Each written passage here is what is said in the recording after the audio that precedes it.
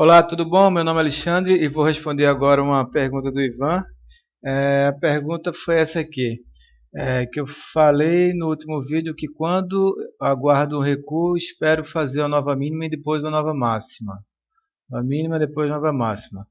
Aí ele pergunta, se houver um recuo, depois a nova máxima, um recuo, depois a nova máxima, sem que tenha feito uma nova mínima, você considera o sinal de entrada a nova máxima ou não?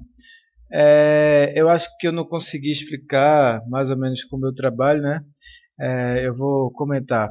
Aqui embaixo aqui aparece sempre nos vídeos um videozinho, acho que de uns 7 minutos, falando aqui assim, mais ou menos como é que eu trabalho nesse modelo aqui de position. Mas eu vou dizer como é que eu trabalho aqui no gráfico da Gerdau aqui no semanal. Deixa eu afastar aqui um pouco, porque aí vai ficar mais fácil.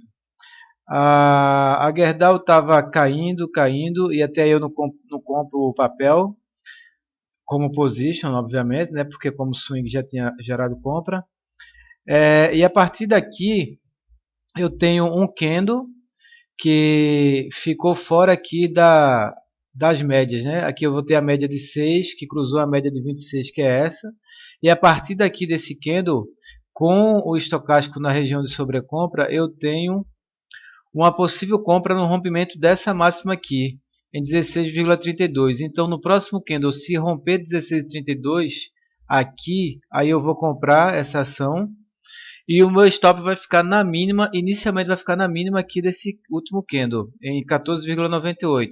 Essa é uma compra de rompimento, é uma compra para, se a ação, por exemplo, aqui rompeu, né, as médias se cruzaram e a ação continua a subir reto, é a compra para quem tem medo de perder a oportunidade, né?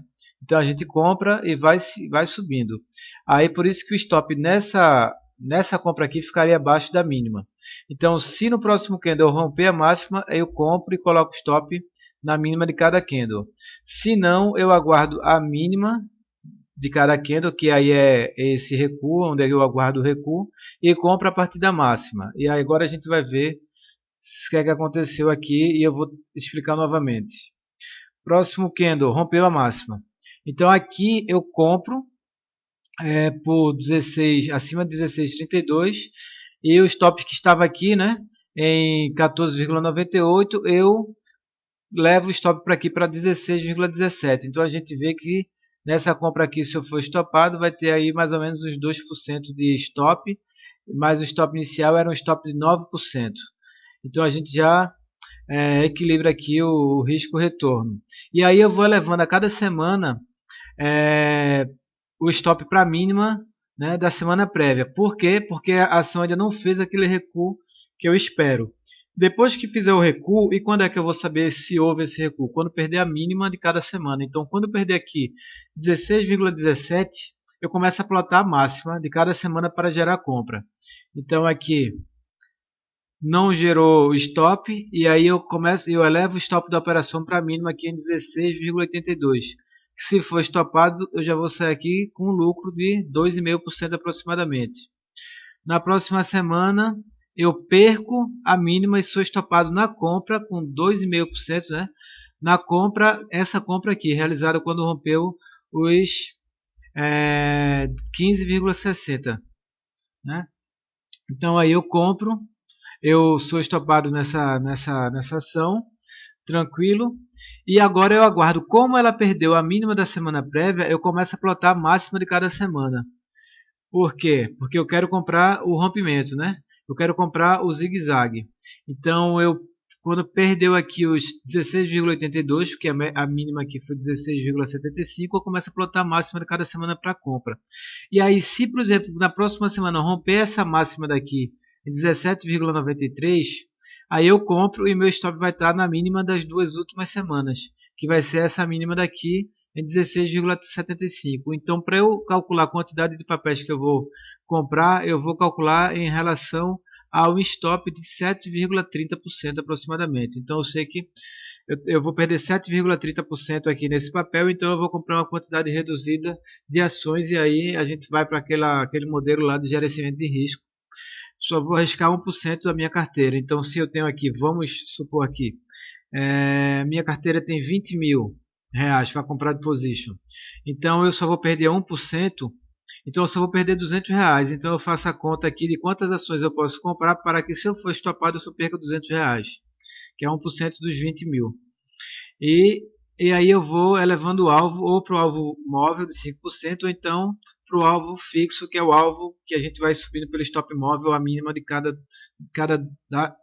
foi mal, de cada semana, das 2 últimas semanas. Então aqui, ó, a próxima semana, já foi 2 aqui, né? Já foram 2. Então eu continuo caindo e não perco e não rompo a máxima da semana prévia. Então meu ponto de compra começa a ser a máxima dessa semana aqui, 17,56. Essa máxima aqui já é desprezada e eu começo a plotar a máxima de cada semana para o ponto de compra, 17,56. Então hoje, um dia antes do julgamento do último, eu acho que vai ser o último julgamento do mensalão, né? Talvez, ou não. Terça-feira hoje. Então, ainda não acabou a semana. E eu não comprei ainda a Gerdau. Eu só compro a Gerdau se ela romper essa máxima aqui em 17,56. Então agora eu vou afastar mais um pouco o gráfico aqui para ficar melhor. Pronto. Então a gente está aqui nessa semana que vai se finalizar aqui no dia 20 de setembro. E aí a pergunta, né? E se agora a ação começar a subir e romper aqui a máxima em 17,56? Aí eu vou calcular o meu stop a partir desse rompimento da semana passada, da semana prévia, né? Semana anterior. E o stop vai ficar aqui abaixo desse último fundo formado hoje, em 16,52. Fundo não, né? Abaixo dessa última mínima. Então aqui eu vou calcular a quantidade da compra a partir dessa mínima aqui. E aí eu já coloco hoje, já muda a ordem de start, para que, se eu for estopado, eu perca esse mesmo valor aqui, de 6,5%. A gente vê que, se eu fosse comprar antes, né, antes dessa movimentação, meu stop estaria em 5,3%, que era se rompesse essa máxima de 17,56, e aqui eu colocaria meu stop. Como agora a ação está caindo mais, eu elevo aqui a cada dia, eu diminuo a minha posição comprada, já que eu vou elevar o stop. E aí eu começo a plotar a máxima. Deixa eu dar uma olhada novamente nessa frase aqui. Se houver um recuo, agora houve um recuo, e depois uma nova máxima, sei que tenha feito nova mínima. Uma nova máxima, sem que tenha feito uma nova mínima. Você considera o sinal de entrada a nova máxima? Eu considero. Eu considero a nova máxima se não tiver rompido aqui. Por exemplo, próxima semana eu tiver um candle aqui que não fez uma nova mínima, mas que ele também não rompeu essa nova máxima aqui. Vamos supor que fechou hoje a semana, né? 17,24 essa máxima. E eu tenho outro candle aqui, deixa eu ver se eu coloco um candle pequeno. Vou ver se eu consigo colocar aqui. Vamos supor que eu tenho aqui um candle de alta. Pronto. Opa. Aqui. Pronto. Então eu vou ter aqui esse candle próxima semana. Um candlezinho aqui de indefinição, um candle de alta, um candle azul. E aí o que é que eu faço? Eu ploto a máxima desse candle aqui para uma compra. E a mínima fica aqui, o meu stop fica aqui, nessa mínima aqui em 16,52.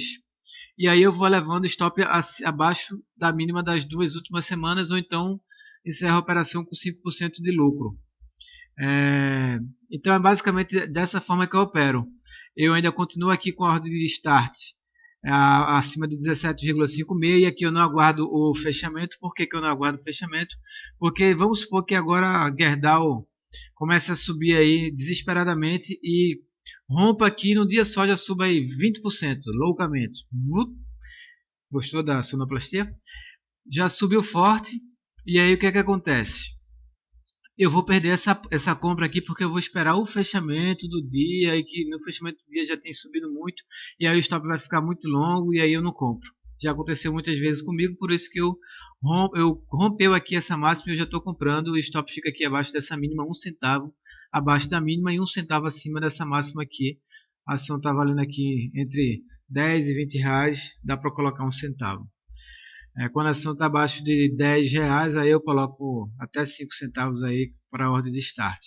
mas isso aí são ajustes finos, não importa para o método em si. O importante é saber que rompeu a máxima da semana prévia, numa ação em tendência de alta, como está aqui a média de 6 acima da média de 26, a ação ainda está forte, e aí eu compro. Vou aproveitar, já vou fazer uma análise da Gerdau.